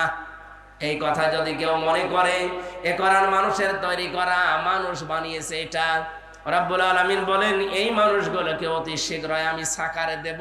তার মানে শুধু মরতে দেরি হবে, এই সাকারে আল্লাহ ফেলে দেবে, মরণের আগেও তাদের জীবনটা সাকারময় করে দেবে, বলেন নাউজুবিল্লাহ। ওমা আদরাকা মা সাকার, আপনি জানেন এটা কি? জাহান্নামের একটা দরজার নাম। কি আছে এই দরজা দিয়ে প্রবেশ করলে? আল্লাহ পাক বলেন লা তাবকি ওয়ালা তাদার, আস্ত ছেড়ে দেবে না, বাকিও রাখবে না। একেবারে আস্তও ছেড়ে দেবে না, বাকিও রাখবে না। লাওয়াহাতুল লিল বাশার, এই দরজা দিয়ে যারাই প্রবেশ করবে আল্লাহ আগে তাদের চামড়া খসিয়ে নেবে। বাংলার মুসলমানেরা কত ভয়ঙ্কর একটা ঘর আল্লাহ বানিয়েছে। যারা সত্যকে সত্য জানার পরে অহংকার করে মুখ ফিরিয়ে চলে যান তাদের জন্য। আর বাংলাদেশে এই রোগের রোগী বেশি, কারণ এত তাফসীর মাহফিল পৃথিবীর কোন দেশে হয় না। কোরআন দিয়ে মানুষকে ডাকায় বাংলাদেশের মতো কোন দেশে আমি পাইনি। এত ডাক দেওয়ার পরেও যারা ফিরে আসতে চান না, খালি উল্টা পাল্টা মনে করে, অহংকার করে যারা উল্টা দিকে ফিরে যান, আপনার জন্য কিন্তু সাকার অপেক্ষা করছে। এর বর্ণনা আল্লাহ নিজে দিয়েছেন, কাল্লা, কখনোই না, সাকারে তোরে প্রবেশ করাবো। এটা এমন একটা ভয়ঙ্কর জায়গায়, ঘরে ঢুকলে আগে চামড়া খুশি যাবে। ইন্না শাজারাতা যাক্কুম তাআমুল আসিম কাল মুহলি ইয়াগলি ফিল বুতুনি কাগলিল হামিম খুযুহু ফাতিলুহু ইলা সাওয়াইল জাহিম সুম্মা সাব্বু ফাওকা রাসিহি মিন আযাবিল হামিম যুক ইন্নাকা আনতাল আজিজুল কারীম ইন্না হাযা মা কুনতুম বিহি তামতারুন। বলেন আল্লাহু আকবার। রব্বুল আলামিন এমন একটা চিত্র এখানে চিত্রায়িত করেছেন যে জাহান্নামের ভেতরে এই সাকারে যারা পড়বে তাদেরকে সাক্কুম ফল আমি খেতে দেব। ক্ষুধার যন্ত্রণায় যখন তারা দুই হাত দিয়ে সাক্কুম গাছের ফল পেটের ভেতরে দেবে, গলার ভেতরে যাওয়ার পরে সামনেও আসবে না, ভেতরেও যাবে না, মাঝখানে থাকবে। এটা ছড়ানোর জন্য তারা জাহান্নামের ফেরেশতাদের কাছে বলবে পানি দেন। তাদের নিজেদের রক্ত আর পুষ গরম করে যখন তাদের সামনে ধরা হবে, মুফাসসির জানিয়েছেন এটা যখন এই চলের কাছে আসবে এত গরম হবে, এই নিজের ঠোঁটের মাংসগুলো সব খসে পড়ে ওই পাতিলার ভেতরে পড়বে। গরম টকবগে এই পানিগুলো নিজের পেটের ভেতরে যাবার পর আল্লাহ বলেন এই মানুষগুলোর নাড়ি ভড়ি যা আছে সব পায়খানার রাস্তা দিয়ে বের হয়ে যাবে। পাবনাবাসী আযাব কিন্তু আমাদের জন্য অপেক্ষা করছে। এই জন্যই বলছি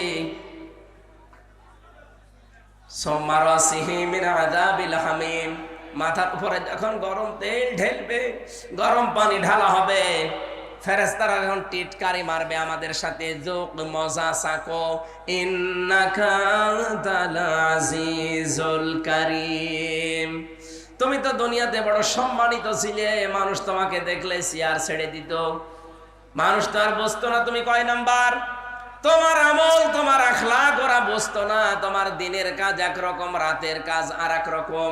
এরকম মানুষ দেশে নেই, আছে মানে আমরাই।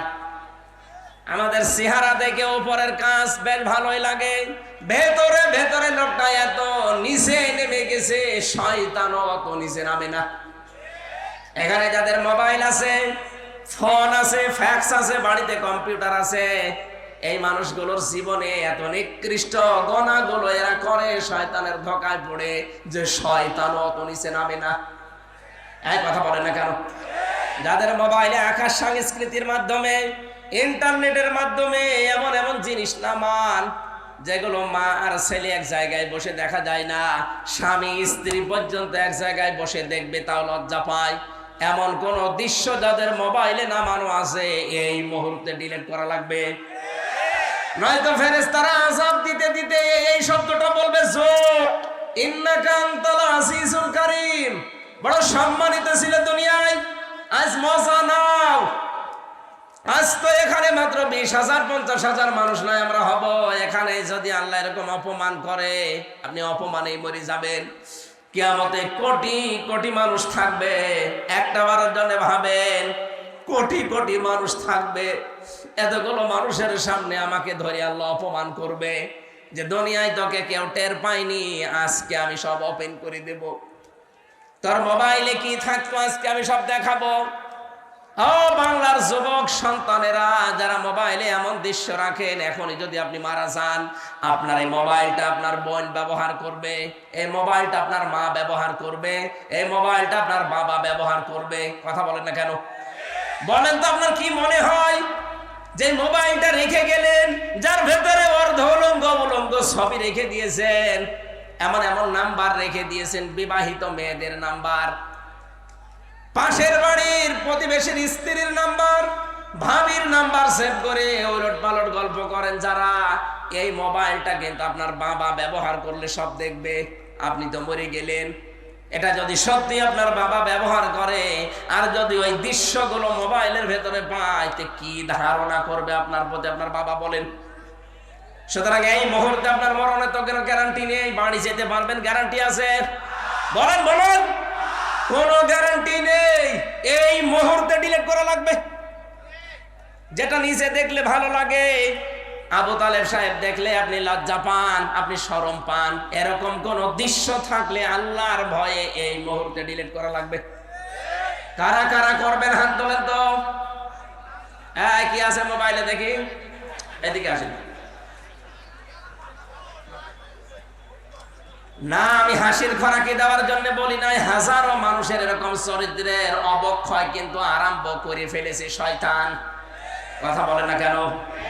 আল্লাহ কিয়ামতের কঠিন ময়দানে আমরা যেন ধরা খেয়ে না যাই, সকলে বলেন আমিন। রব্বুল আলামিন বলেন, এই ঘরে সাকারে প্রবেশ করাতে দেরি হবে, তোর চামড়া খসে যেতে কিন্তু দেরি হবে না। চিন্তা করেন তোকে ভয়ঙ্কর ঘর। আমরা রিমান্ডে ঘরের নাম শুনি, আমি যে রিমান্ডে ছিলাম মাটির নিচে, হ্যাঁ ওটা ভয়ঙ্কর ঘর। ওখানে গেলে যে নখ তুলে নাই কি করে আমি দেখেছি, আমার সামনে অনেকের নখ তুলে নিয়েছে হাতের পায়ের, কিন্তু পুরো শরীরের চামড়া কাউকে আমি একবারে খসাতে দেখিনি। চামড়া খসিয়েছে হয়তো হাতের তালুর চামড়া, এখান থেকে আস্তে করে ব্লেড দিয়ে কেটে আপনি চামড়া ধরে যদি মাথা ধরে টান দেন, দেখবেন পুরাটা চলে আসবে। আমি নিজে দেখেছি, একজনের চট্টগ্রামে বাড়িয়ে ছেলেটার আমার সামনে দিয়ে নিয়ে গেল, কিছুক্ষণ পরে দেখি কাঁদতে কাঁদতে আসছে। জিজ্ঞাসা করলাম, ভাই কি অবস্থা? বলে, এই দেখেন আমার হাতের আঙ্গুল নেই, নখগুলো সব ওরা প্লাস দিয়ে তুলে ফেলেছে, আর হাতের এই চামড়া এখানে আস্তে করে ব্লেড দিয়ে কেটে দেওয়ার পরে রক্ত ফিনকি দিয়ে বের হয়, কি যেন ঔষধ আছে, এখানে দিলে রক্ত বন্ধ হয়ে যায়। তখন এই মাথা যে চামড়া বেরিয়ে আসে, ওই চামড়াটা একটা মেশিন ধরে টান দেয়, পুরা চামড়া চলে আসে। আল্লাহ যে লাব্বা হাতুল লিল বাশার দিয়েছেন, রব্বুল আলামিন বলেন মানুষের চামড়া তোলা হবে এই ঘরের ভেতরে, এর তো মাত্র হাতের তালুর চামড়া তুলেছে। জাহান্নামে শুধু এই ঘরে সাকারে ঢুকবেন, পুরা চামড়া একবারে আল্লাহ তুলে ফেলবে। রিমান্ডে এর অত্যাচার, এর চিৎকার দেখে আমারই কান্না চলে আসতো। কিয়ামতের ওই কঠিন সাকারে আল্লাহ পুরা চামড়া যখন তুলবে, বলেন তো কি চিৎকার করবে লোকটা? কে করবে? আমরাই। কারণ আমরা কে সত্যকে সত্য জানার পরে, এই যে সুম্মাদ বারা ওয়াস্তাকবারা, যারা সত্যকে সত্য জানার পরে অহংকার করে মুখ ফিরিয়ে চলে যান, হ্যাঁ ওরকম বলেই থাকে, আপনার জন্য এই শাস্তি। আর আমি দেখতে পাচ্ছি বাংলাদেশে এই শাস্তিটা বেশি হবে। কথা বলেন না কেন? এই দেশে এই শাস্তিটা বেশি হবে। চোখে আঙ্গুল দিয়ে হক পথ আপনাদের দেখিয়ে দে। আপনার যদি বিশ্বাস না হয়, এখানে যারা আলেম আছে এদেরকে জিজ্ঞাসা করেন। কোরআনে কারীম জানিয়েছে, ওয়ালাম্মা রাআল মুমিনুনা আল আহজাব ক্বালু হাযা মা ওয়া'দানাল্লাহু ওয়া রাসূলুহু ওয়া সাদাকাল্লাহু ওয়া রাসূলুহু ওয়া মা যাদাহুম ইল্লা ঈমানাও ওয়া তাসলিমা। সূরা আহজাব 21 নম্বর পারা 19 নম্বর পৃষ্ঠা 13 নম্বর লাইনের 22 নম্বর আয়াতে আছে। তাফসিরে যে কোনটা দেখবেন এটা পাবেন। নবীজিকে আল্লাহ জানিয়েছেন, হে নবী আপনি হক দল খুঁজে পান না, পৃথিবীতে হক দল ওইটা যাদেরকে দেখে অন্য আল্লাহ বিরোধী যারা, তারা তেড়ে তেড়ে মারতে আসে। বাংলাদেশে কত দল আজ ইসলামের কাজ করছে, দেখেন তো কোন দলের ওপরে বাতিলের টার্গেট নেই, শুধু একটা দলকে ওরা দাবিয়ে রাখতে চায়। আপনি হক দল খুঁজে পান না মানে আয়াতের তাফসীর পড়বেন, দেখবেন এই দেশে হক আপনি যদি চিনতে নাও পারেন, বাতিলরা কিন্তু চিনে ফেলেছে। ওরা জানে যে এই দেশে আল্লাহর কোরআন কায়েম করতে চায় কারা। ওরা এটাও বিশ্বাস করে যে কোনোদিন তাহেরির দ্বারা এ দেশে কোরআন কায়েম হবে না।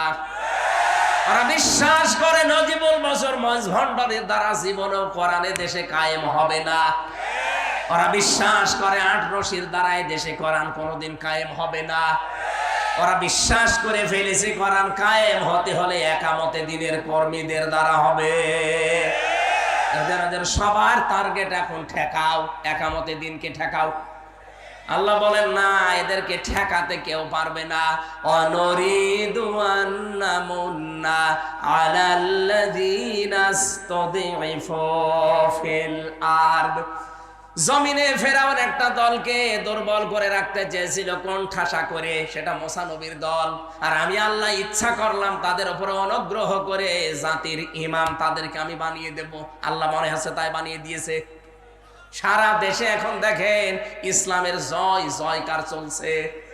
কথা বলেন না কেন? শুধু ইমাম বানাবো না, জমিনের উত্তরাধিকারী তাদেরকে আমি বানাবো। অনুমাক্কিনা লাহুম ফিল আরদ, জমিনের শাসন ক্ষমতাও তাদেরকে দেব। অনুরিয়া ফিরআউনা ওয়া হামানা ওয়া জুনুদাহুমা মিনহুম মা কানু ইয়াহদারুন। আমি আল্লাহ ওদেরকে দেখাতে চাই, ফেরাউন হামান আর ওদের সৈন্যবাহিনীকে, ওরা যাদেরকে ভয় পেত তাদেরকে আমি জমিনের শাসন ক্ষমতা দিয়ে ওদেরকে আমি দেখাতে চাই। এই বাংলাদেশে 54 বছরে যাদেরকে কোণঠাসা করে রাখা হয়েছিল, যাদেরকে দুর্বল করে রাখা হয়েছিল, সূরা কসসের 5 এবং 6 নম্বর আয়াত মনে হচ্ছে আল্লাহ দেখাচ্ছেন। এই কথা বলে না কেন? এই মানুষগুলোকে আজ আল্লাহ ধরে ধরে জাতির ইমাম বানিয়ে দিচ্ছে। জাতির শুধু ইমাম না, দেশের উত্তরাধিকারী আল্লাহ বানিয়ে দিচ্ছে। আল্লাহ এবার শাসন ক্ষমতায় বসাবে, কারণ কোরআনে কারিম 100 ভাগ আমরা বিশ্বাস করি, নাকি 98 ভাগ? আরো জোরে। অনুমাক্কিনা লাহুম ফিল আরদ, আল্লাহ বলেন আমি নিজে তাদেরকে জমিনের শাসন ক্ষমতায় বসাবো। এইটা এখন দেখতে বাকি আছে। আর আমার বিশ্বাস কোরআনের উপরে 100 ভাগ আছে। এই জন্য আমি দৃঢ় বিশ্বাস নিয়ে বলতে পারি সামনের দেশ হবে কোরআনের দেশ। সামনের সংসদ হবে কোরআনের সংসদ। এটা আমরা দেখতে চাই না? চর্ম চোখে যেন আল্লাহ দেখার তৌফিক দেন। 56,000 বর্গ মাইল এইটা দিয়ে চলছে। জোরে বলেন আমিন।